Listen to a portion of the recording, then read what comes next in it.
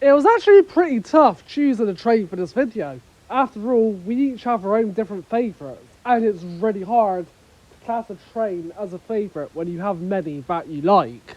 For instance, I like the Class 158. It's reliable, it's smooth, and it's comfortable to ride on.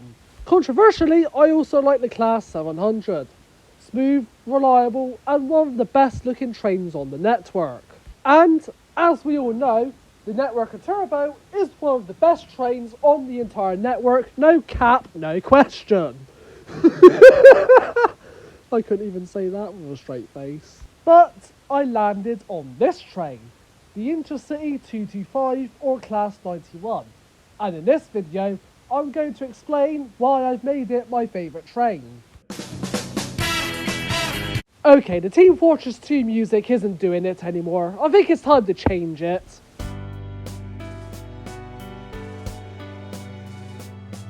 Here is a rushed and incorrect summary of the Intercity 225. Built between 1988 and 1991, the Intercity 225 has been the backbone of the East Coast Main Line for over 35 years. They've gone down from operator to operator and are currently operated by London North Eastern Railway.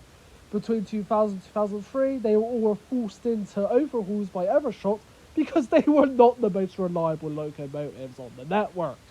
I'm going to be crucified for that, but oh well. 91010, now 91110, holds the British speed record for electric locomotives, reaching 161.7 miles an hour on Stoke Bank. Bloody hell, that's a steep bank if many locos get speed records on it. As of the making of this video, 12 remain in service, with 6 being stored, 12 more being scrapped, and 1 being preserved. Okay, the boring stuff is out of the way. Let's discuss why I've named these my favourite trains. Appearance-wise, the 91 is BREL's best looking train. BREL in the 1980s and 1990s, they made some very iconic UK trains.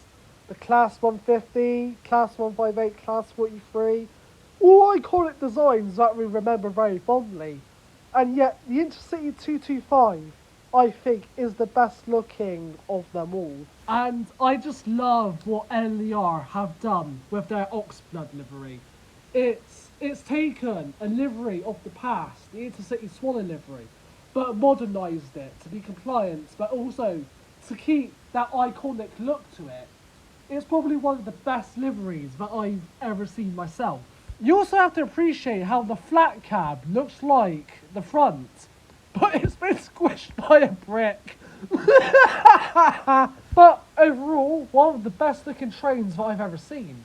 But I wouldn't be making this video as well if I was just commenting on the appearance. No, it wouldn't be my favourite in that case.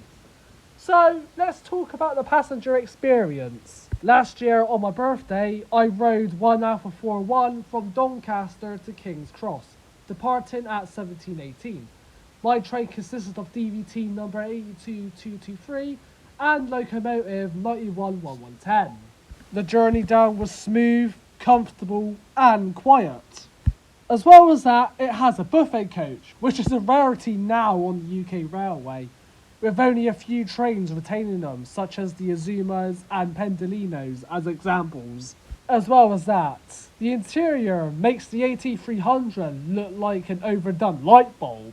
It's warm, it's clean, it's comfortable, it's an interior that I love. And first class actually looks like first class as well. I've not tried it yet, but I've heard really positive things about it. And again, it looks like a first class. Sound-wise, the 91 is loud. And when I say loud, I mean loud. I did have a video, but I can't find it anywhere, so I'll link you to a friend's YouTube video instead. You'll have to hear it to believe it, or experience it for yourself. But yeah, the 91 sounds are loud and I love it. And all of that is why the 91 is my favourite train of all time. It's brilliant from a passenger experience, it's brilliant from an enthusiast's experience, and it's a really iconic train of the East Coast Main Line, and it's a shame that eventually they'll be gone soon. They've still got a few years of life left in them, but eventually they're going to be gone. So I implore every one of you, get the Intercity 225s while you still can, before they're phased out of service in the future. Because they're not going to last for long. When something's gone, they're gone for good. They very rarely come back.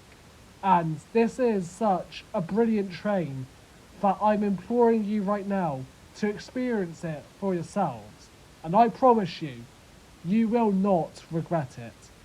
Otherwise, I have waffled on too long, and I don't want to stretch this video any longer than it necessarily needs to be. So, with that, I hope you enjoyed my opinion on the 91, and I'll see you another time. Goodbye.